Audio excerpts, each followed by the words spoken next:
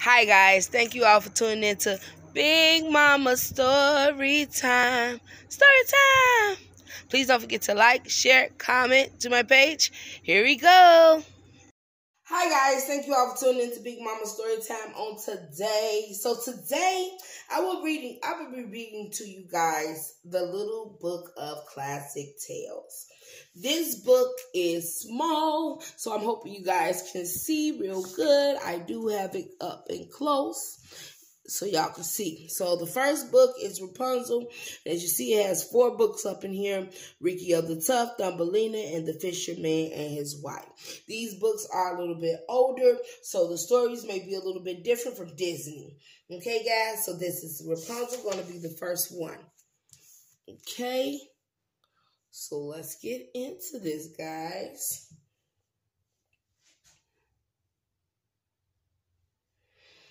There once lived a husband and wife who wanted to be parents, but wished as they might. The child they longed for never came. The back window of their house looked out into a garden full of every known variety of flowers and herbs. However, the garden belonged to a powerful witch whom everyone feared.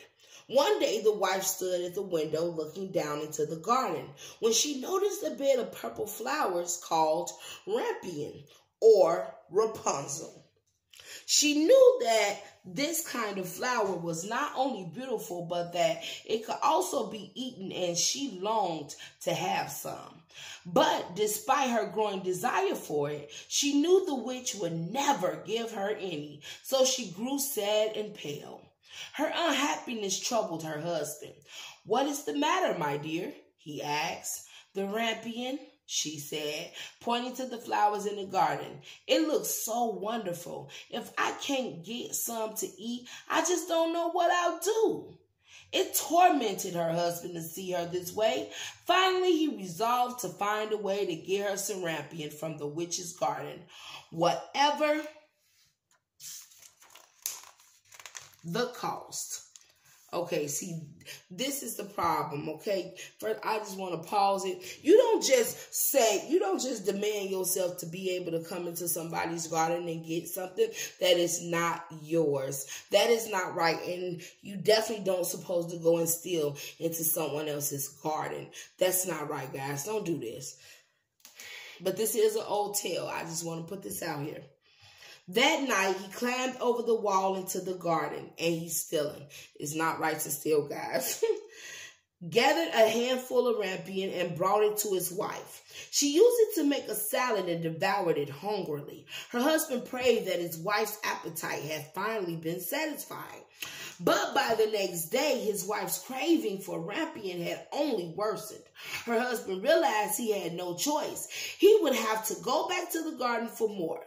That night, he climbed down the garden wall as quickly as he could. He reached the bottom of the wall, turned slowly, and froze. The witch was standing right in front of him. "Foolish man," she hissed angrily through yellow teeth, her hazel eyes fixing him with their fury glare. "You think you could just stomp into my private garden and help yourself to my harvest anytime you please? Not if I have anything to say about it." She's right. She right, guys. I can't even be mad at her for that. "Madame, please," the husband pleaded. "I had no choice." "You had a choice. You had a choice.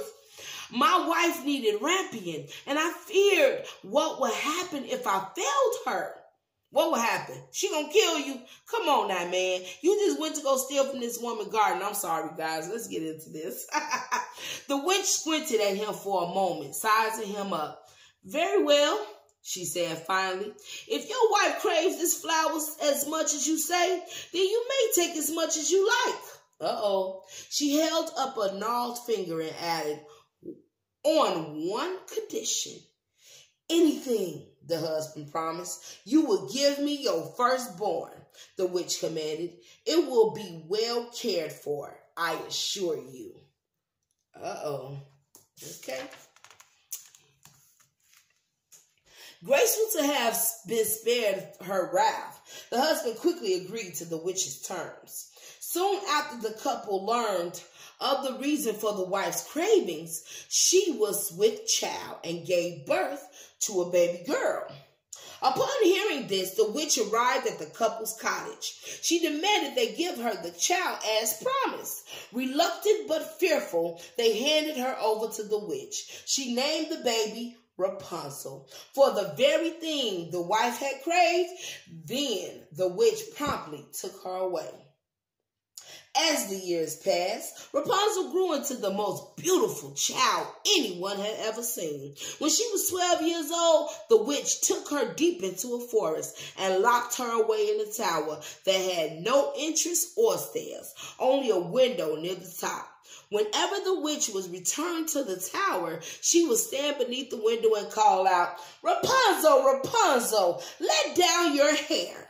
Rupunzel had a beautiful head of long golden hair that she wove into a braid. When she heard the witch call for her, she dropped her braid.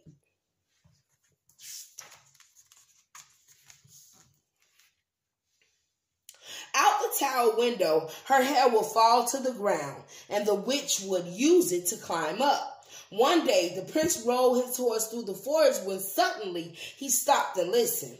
Was that singing? After a moment, he heard it again.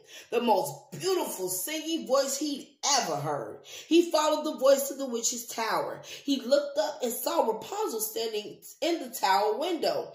Over the years, she had taken to singing as a way of passing the time between the witch's visits. The prince wanted to introduce himself and tell her how much he enjoyed her singing, but as he circled the tower in search of some kind of entrance, he realized that, strangely, there was none.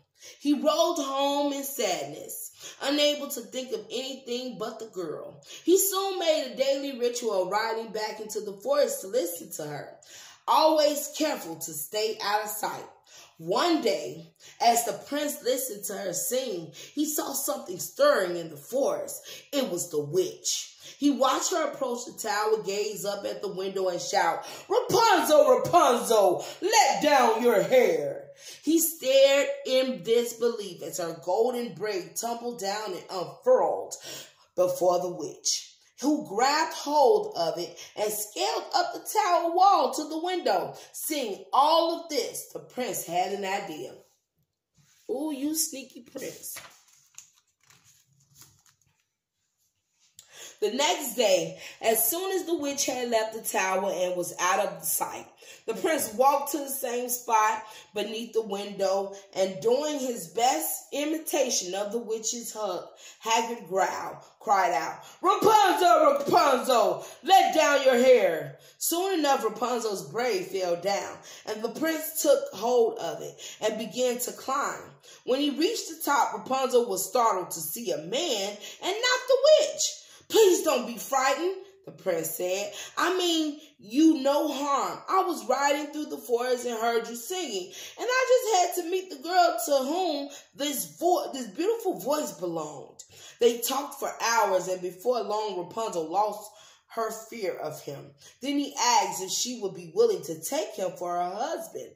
He would certainly love me more than the witch ever could, she thought. "Yes," she said finally, placing her hand in his. "The problem is, I have no way of leaving the tower." And so Rupunzel and the prince hatched a plan. He would visit her in the evening in order to escape the witch's notice, as she only came during the day, and he would bring a thread of silk with him during each visit. She would use the silk threads to weave a ladder that she could use to climb down and escape. Okay, y'all coming up with a plan. But a few days later, Rupunzel said to the witch, "Tell me how is it that when you climb up my hair, you are so much heavier than the prince?" And the moment Rupunzel said it, she realized her mistake. "Ungrateful brat," the witch growled. "I took you in and raised you as my own. I protected you from the outside world and all its greed and ugliness. And this is how you repay me?" In a rage, she grabbed a pair of scissors and cut off a long portion of Rapunzel's braid. Rapunzel screamed and fell to her knees, sobbing pitifully. Then the witch tied Rapunzel up and locked her in the closet. Then the witch grabbed the braid she had cut from Rapunzel's head and tied it to a hook at the window, and she waited. That night, when she heard the prince call out for Rapunzel to let down her hair, the witch threw the braid out the window and it fell down to him. When the prince reached the top and climbed into the window, no one was there. He was puzzled. Here was Rapunzel's hair, but where was Rapunzel? Just then, the witch stepped out of the shadows, looking for our one true love. Are we? She said mockingly. Well, I'm afraid I have sad news, Your Highness. Your pretty little Rapunzel is far away from here, in a place you will never find in 1,000 lifetimes. Okay, but which how you get her out of there? They got to come up with a whole plan just to get her out of there. I hope you don't fall for that. Y'all don't know how this story goes, so let's see. Upon hearing this, the prince was overcome with grief, lunged toward the witch and grabbed her by her cloak. Where's Rapunzel? He shouted at the top of his lungs. The witch just laughed at him. The prince then grabbed the remnants of Rapunzel's braid and wound it around the witch, trapping her arms by her side so she could not cast any spells upon him. You are now my prisoner. I will take you to the castle and the king will decide your fate, the prince said. At once the witch's tone changed. She knew the king would not be merciful with her. The king was against any witch who used her powers to harm or cheat others. After all, she had taken Rapunzel from her parents for a handful of rampion. This would surely be seen as harmful or cheating. Fine, the witch yelled with disdain, but you will have to release me. The prince wanted to punish the witch for her wrongdoing, but wanted more to be with Rapunzel. So he agreed, and the witch told him she was in the closet. Rapunzel! He cried out. Hearing his voice, Rapunzel gasped. She was so relieved he found her. The prince untied her, and they embraced like they had been separated for years. Okay, look. I'm confused. Okay, was she tied up with her mouth couldn't talk? Because if she was that close, why she just didn't holler? But let's keep going. As promised, the prince released the witch and she flew off on her broom, never to be seen again. The prince and Rapunzel used the ladder that she had made from silk and left the castle tower for good. After hearing the harrowing story of Rapunzel's life in the tower, the king ordered the tower to be destroyed so that no one would be held there against their will again. The Rapunzel and the prince were wed soon after, and Rapunzel reunited once again with her parents. They were so blessed with a beautiful golden-haired babe of their own. Rapunzel and her prince lived a harmonious and beautiful life thereafter. All right, guys, that is the end of Rapunzel in the classic tales. All right. Thank you all for tuning in to Big Mama Storytime. Please don't forget to like, share, comment, and subscribe to my page if you haven't done so already. And let me know what you think of this classic tales. It's a different Rapunzel. It's a different Tangled. Kind of the same, but kind of different. But all right, guys, let me know. All right, guys, bye.